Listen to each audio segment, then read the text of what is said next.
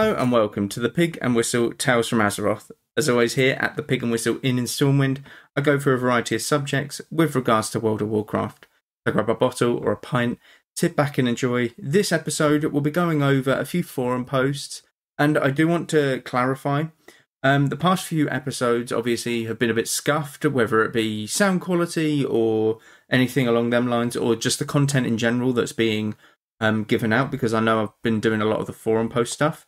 This is due to my PC essentially dying and wiping the episodes that I had saved and ready to upload, because I've been away for a couple of weeks and my PC just died. And yeah, so I've been very much on a scuffed setup, but next week it should be back to normal, whether it be everything sound content wise, because I've recently just built my new PC, got it up and running, and hopefully it will keep me going for a bit.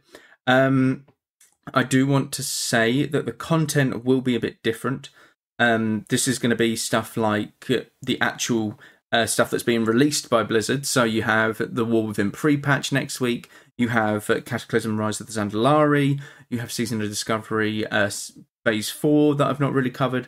I've not covered a lot of it because these have been very much... I've had to adapt to my current situation, and I'm in the most scuffed setup possible. So I do want to apologise for how they've been the past few weeks. Hopefully they've not been too bad, and hopefully they've kept you at least a little bit entertained. That's what I'm hoping for, and as of next week, the content should be back to normal and going over sort of important subjects in World of Warcraft, like the bits and bobs that I've just mentioned. So apologies, but hopefully it should be back to normal following this episode. So let's start off with the weekly news. Liskanoth, Zerkali Elders and Aerostar are your weekly world bosses for the week. Liskanoth and the Vault of the Incarnates is your Dreamwalking boss for the week, or boss and raid. If you want Season 4 gear, you want to be going to this boss and this raid, as it will scale up to the current season. Warlords of Draenor Time Walking is your bonus event for the week. This is simply Warlords of Draenor content, dungeons, and I believe it's Blackrock Foundry, the raid that you can do on the Time Walking. I could be wrong with that. But essentially, you get Time Walking badges, and you can use these to buy mounts, pets, reputation, mogs, just gear if you need to. Anything along them lines. It's very much worth it if you're a collector, and it's not too bad to experience some of these older dungeons in different expansions. Classic Ashran is your battle or brawl for the week. This is essentially Ashran, but classic. This means that there is no reinforcements at the top of the page. This is very simple. Reinforcements are there to end the game if it goes on too long. Classic Ashran never had that. So the only win condition is kill the enemy boss. And this can literally go on for days. This can go on for days. I'm pretty sure there is accounts of this going on for days, but I could be wrong with that when it was current content in Warlords of Draenor. I think it's very enjoyable if your PC can handle it. I would definitely recommend giving it a go, especially if you need some honour. It is not a bad shout. Tyrannical, Incorporeal and Spiteful are your mythic affixes for the week. Tyrannical, the bosses and the minions that they spawn have increased health and damage, so bring talents that can accommodate for that. You have Incorporeal, the healers need to be dealing with this. This is a very much dispel and a heal the target to full mechanic, very simple. And Spiteful, when you kill a mob, essentially a Spiteful Shade will appear from it. These Spiteful Shades will fixate on a player, and you just simply want to move away from them, kite them, CC them, whatever you might want to do. Just make sure they aren't hitting you and you're taking damage that isn't necessary. So, where do we begin? We begin on this forum page. We have 4 currently that I've picked out. One of them is one that I want to get really in depth with. The others are very much sort of, softening us up for it. So, fix AV, 100% Horde win rate. 100% Horde win, like it already was for Arathi Basin for other reasons, in brackets shamans. Blizz, fix your game already. Okay, AV has always been a controversial battleground in Classic. This is because the starting points for both Horde and Alliance are different. Usually, the starting points are very much the same. Arathi Basin, you're both in your base, and every base from your starting point is pretty much the same distance away. For Warsong Gulch, you're both in your base. You have the exact same distance to cover. Okay, it's the exact same. For Outreach Valley, the Alliance start at the very top of the map. Okay, and it's a very long and linear battleground. Okay, very, very long lengthways is the best way to put it. But Horde start a little bit further up from the bottom of the map. And this gives a massive advantage. So think of the middle point as this giant field, which it literally is in Outreach Valley. When Alliance get to this giant field, 50% of the way, 50% of the map, the Horde are already past there and at the, past the first tower. Okay? So they have about a 20% increase, head start. This is why Outreach Valley is a 100% Horde win rate, as this guy claims. Now, it isn't impossible to lose or to win Outreach Valley as Alliance, but it requires insane coordination that you do not have. The way people got around this in Classic, when it was back in 2019 and people were ranking, there were Alliance, or there was a Discord server that when you joined an Outreach Valley, you simply clicked on the voice channel that allocated to your Outreach Valley number. So if you got Outreach Valley 5, you would join the voice chat of Outreach Valley 5, and then you can communicate, so you would have comms. Now, this obviously is what Blizzard didn't like, so they scratched the number off of the Outreach Valley queue, so you can't do it. But you can always attempt to. You can always go around the voice chats and be like, I'm in this battleground with these people, come and join this channel. It takes a lot more effort though, and is not as easy to do. But essentially, it's always going to be this in Classic. Horde will always have a very good win rate in Outreach Valley in Classic because of the map layout. It's very shit, and it's just one of them things that you kind of have to accept if you're an Alliance player playing or PvPing and you get Outreach Valley. There really isn't much that you can do about it, which is the shit part. They would have to move it, and they would have to make it so that the Horde starting point is at the very bottom of the map, which they won't do in Classic. They will not do in Classic, right? So that one's very simple, right? It's someone who might not understand how why they're winning, but they are, okay? And it's just shit. It's a poor design from Classic point of view. Next one is a BRM event. So the BRM event is the Blackrock Mountain event that has recently been added to Season of Discovery Phase 4. Now, what this entails is essentially PvP. So, after several days of going into Blackrock Mountain, this is the summary I got with people camping dungeon entrances, always one-sided. People wanted to do PvE dungeons, can't enter. Nice feature, this event. So it essentially enables the entire zone to be PvP enabled. Okay, kind of like the Blood Moon in Zandalari or Stranglethorn, God. But essentially, everyone is flagged for PvP.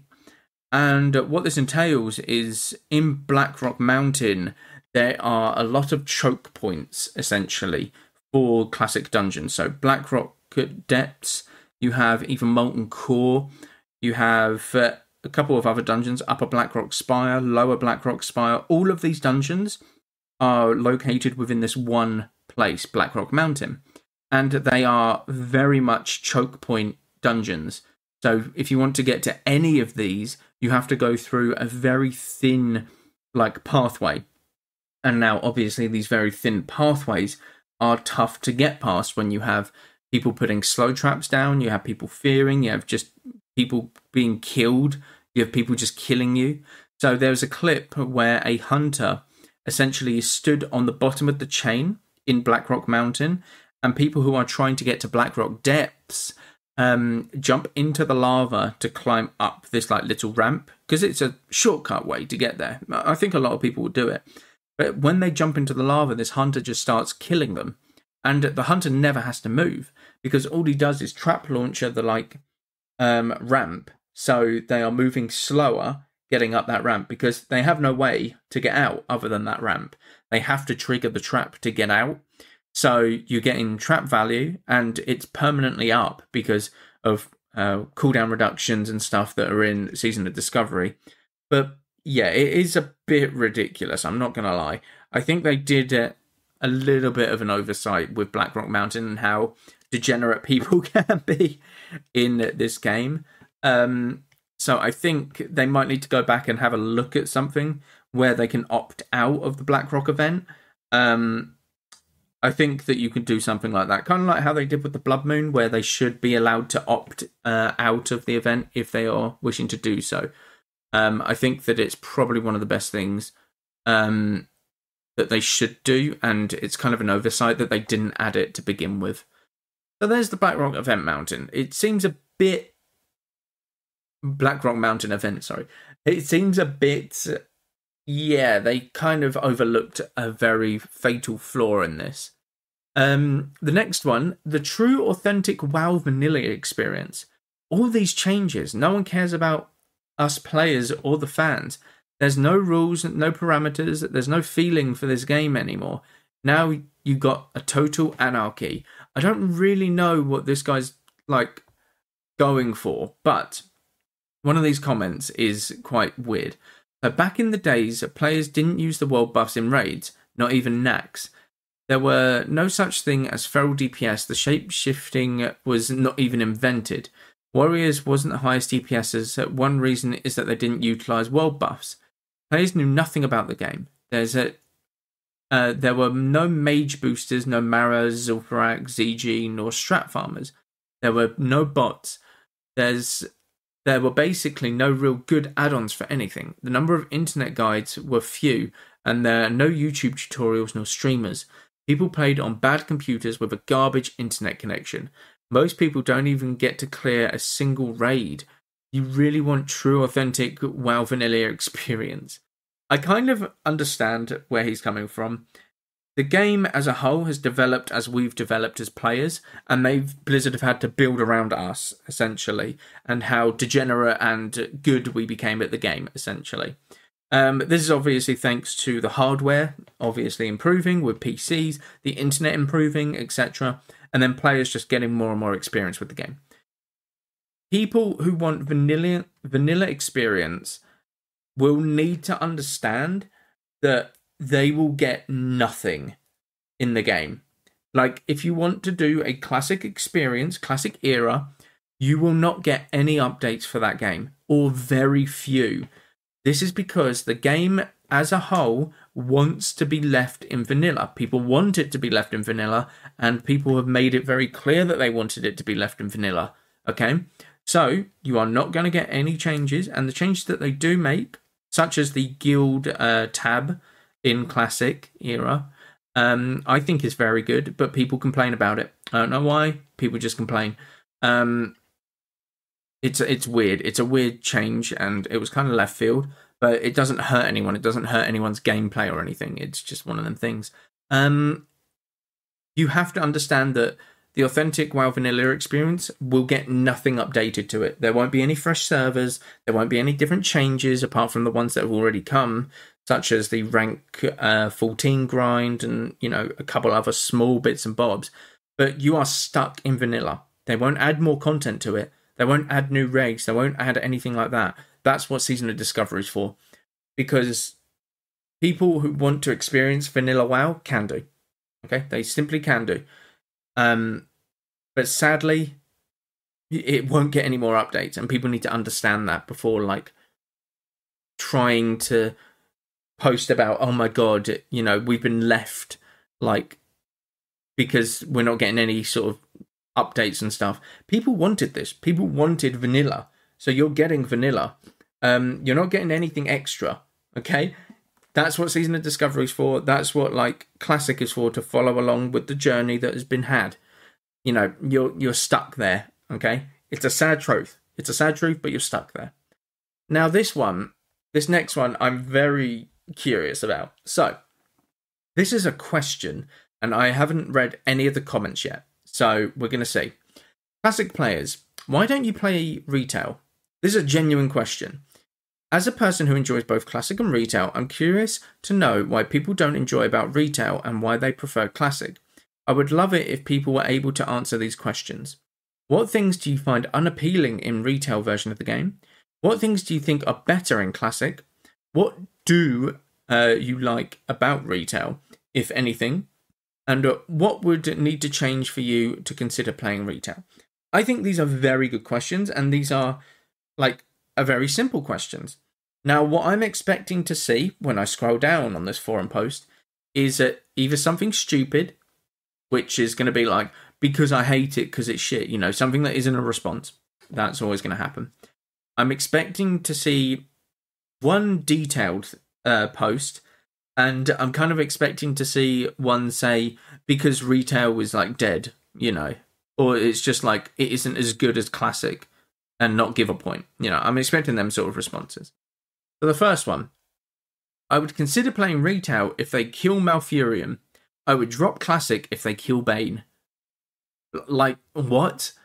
Why does that make you not play retail? You don't play retail because there's a character that is alive in retail.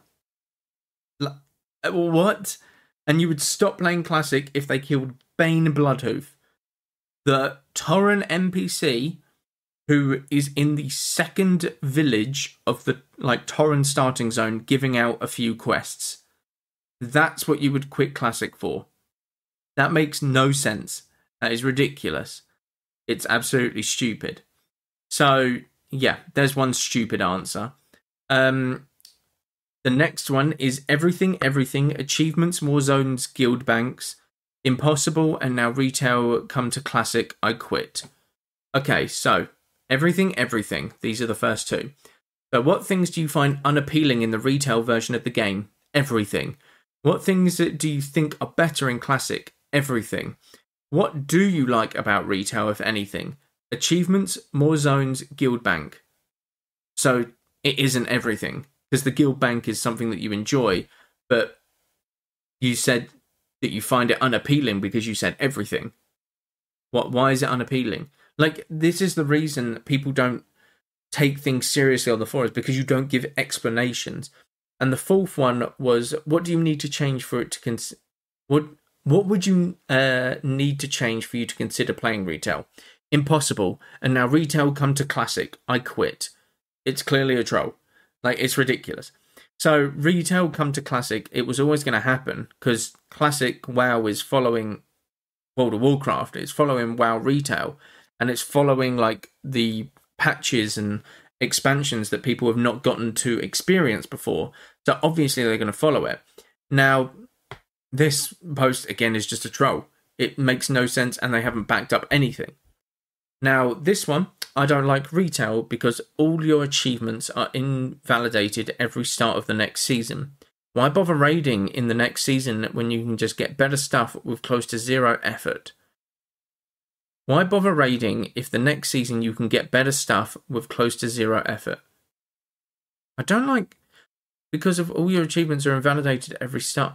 Wait, this guy's saying every single season your achievements, not the actual achievements, your stuff in game that you've earned is invalidated because of the next season.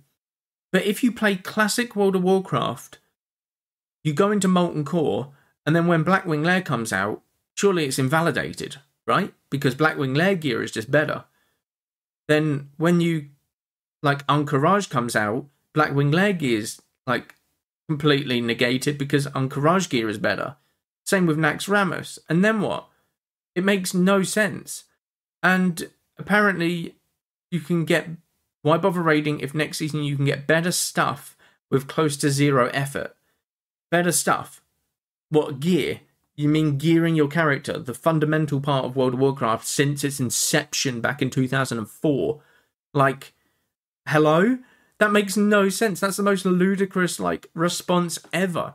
So, the reason that he's saying that you can get better stuff with close to zero effort, you can get stuff with zero effort, to some degree, but you have to put in the time doing battlegrounds or PvP or arenas or, you know, raiding Mythic Plus. These things aren't like zero effort. They take a lot of effort to do. But, you know, I guess doing a Stratholme dungeon is a lot of effort, right? No, Stratholme's simple. Just don't arse pull something and you're fine. Like, it's ridiculous. It's absolutely ridiculous. That makes no sense as well. This next one, Game Dead after Cataclysm, only went down from there, especially PvP wise. The spell reset after WoD made a PvP brain dead as fuck. Okay. PvP wise, yeah, it went downhill from there. Let me go into classic PvP. I played a mage. Warrior charges me. I blink. Warrior, berserker stance, intercepts me. I frost nova him and move away. I start to cast a frostbolt and then Kona Cold him to shatter combo. He's basically half health. Now I just simply kite him while casting rank 1 frostbolts. What is he meant to do? How is that better PvP than what we currently have in retail? Because in retail, it's not a game of like rock, paper, scissors. It's a chess game. You make this move and I'll make this move. You make that move and I'll make this move. Whereas in classic, rock, let's say warriors are rock, yeah? Mages are paper, yeah? It's that simple. Like, paper will beat rock if you just use your base class. If you use externals, like free action potions and stuff, you have a little bit more of a chance. But even then, a free action potion on a warrior, you just simply polymorph him for 30 seconds and you wait out the free action potion. It's not that tough. It's not rocket science. PvP-wise, has gotten so much better in retail. I have to completely disagree. PvP-wise is so much better in retail than it is classic. TBC, PvP was awful. It was. Classic, PvP was fun, but it was awful. Because you could poly someone up to a minute. Okay? Polymorph lasted a minute on a player, and then you could re-polymorph them. Like, how is that fair? How is that a thing? That shouldn't be a thing. TBC, they added diminishing returns. Well, diminishing returns were always there, but they added, like, the actual PvP stuff, so polymorph was only, like, 8 seconds now on a player and stuff like that. But PvP was still very awful in TBC, because rogues could just ambush you, and then you're dead as a mage. You know, it's nothing fun, is it? Whereas there's no outplay to a lot of the sort of cheesier shit that was in the game. It makes no sense. Yeah, I don't know. This one is a bit crazy to me. This last one, this is where we'll end it. So, whoa, there's a big post. I like this. I recently picked up retail again after I left it many years ago, but without buying latest expansion. So my observations are for leveling only and ends at level 60. Unappealing. The retail mentality is rush it. Examples. World, you have 10 to 20 flight points per zone, and usually also a handful of portals. This makes the world, which is quite big, feel much smaller, and you never meet other players while travelling because only idiots travel by horse. That's me. Dungeons. As soon as you enter a dungeon, the tank picks up the targets and runs, and keep on running. First, when we're on the boss, he stops and kills stuff. If DPS is lagging behind, not his problem. Sometimes tanks just continue past boss because XP gain is better by skipping bosses. Those of us missing gear gets a long nose instead. What kind of game is this? These 2 points, I can kind of agree. I think that they should make the world a bit smaller, or bigger, sorry, with the amount of flight points and reduce them. I think 2 flight points per zone is probably the maximum. You shouldn't go any more than that. And I hate the mentality of rush it. And I hate the fact that people think that this is only retail. This is classic as well. This is classic. There is a classic mentality to rush it. You could take, for example, boosting. Zul'Gurub boosting, Zul'Farrak boosting, Scarlet Monastery boosting, Zul'Gurub boosting. This is rushing the content to get to max level. It was done in Classic, and this is the same. You are rushing the game to get to max level. You are not taking the game in stride. But I do agree with his points here. I don't like it when people rush the game as well. I really hate how some quests are added to your quest log by force.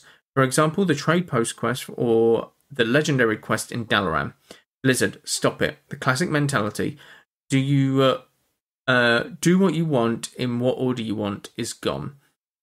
I can kind of understand that. The freedom of wanting to do it kind of makes sense and is an appeal to people. There's no social aspect in this game. The fast-paced dungeons leave no chance for making friends, and if you enter the dungeon and say, hey, you are obviously considered a lunatic. Did he just wasted time, like, typing that? I still say hey, it's still a polite thing to do, and the thing is, you can say hey in a dungeon, like in Classic, and just get ghosted still. I've had that many times. Leveling is fast. It took me less than 10 hours to level a character up to 60. I've put this as a negative thing, since that is too fast for my taste. I didn't even finish my quest line, and again, Blizzard automatically added a new quest upon 60, so I was removed from the Time Walker quest line. Yes, if you don't have the current expansion, or even if you do, I think you are forced to go to Shadowlands. I think you're forced to do that, which is a bit of a shit thing. I think you should be allowed to do it, but I think it's more for lore purposes to get a rundown of what's currently happened within the game. I think that's why they've put that there. I think 10 hours is a bit too short as well. I can see them increasing it, like they should increase how long it takes, but again, retail retail is very much about the end game and not the journey itself compared to Classic. So I can understand the downside to this for people. However, there are definitely good things as well. I really like most of the quest lines with good told stories, often with that feeling that you are achieving something and not just collect 10 stones. I do find that a very fair point. The voice acting in the newer expansions works great. I'm personally in love with Talia. Okay, bit weird, but fair enough. I do like her story, you know, the daughter of Bolvar and, you know, all of that stuff, like being sent off to Coltiris at a young age because of the, like, Scourge invasion or the Third War and stuff like that, I'm pretty sure. All specs are eligible. At least both Shadow Priests, Retri Paladins, Boomkins and Arcane Mages are a thing. Yes, the validation of off specs are very good. You know, the non-meta specs. I think that's very good. Retail works great for leveling. It feels like reading a book, but you also know that the book will end at some point. I don't see myself raiding in retail. I can't imagine coming from classic raiding with that mindset and speed into retail raiding would work, but I haven't tried. I think you should always try to get into the end game content of retail, because that's where the gameplay is meant to be, and that's where they forced it to be for the for retail now. It isn't classic where you can just do your quests and that is the main point of the game. I think that you have to do some endgame content in retail to give it a full diagnostic, as it were. But that is where I will end it for this episode. I think there's a few good points here. I definitely like the, why do you hate retail? Because you could do another similar question to like that as to why you hate classic and only play retail. But in my opinion, it's a lot more classic players shitting on retail than retail players shitting on classic, which I don't get, because they're meant to be the less toxic, and all I see is like, oh my god, these retail players coming here and being like shits and stuff, but they're always the one who are criticising the other WoW. That's what I see, you know, all the go back to retail and, you know, all of that shit. I don't get it. I really don't. But that is where I'll end it for this episode. Thank you all very much for listening. Do check out all of the socials down below. Constant stuff happening over there. And again, I apologise for the last few episodes. Hopefully we should be back up and running within the next week and talking about the current content that is happening in WoW, and such as the War Within next week. That will be really good. Do like pre-patch and stuff. But thank you all very much once again, and go with Valor, friend. Goodbye all.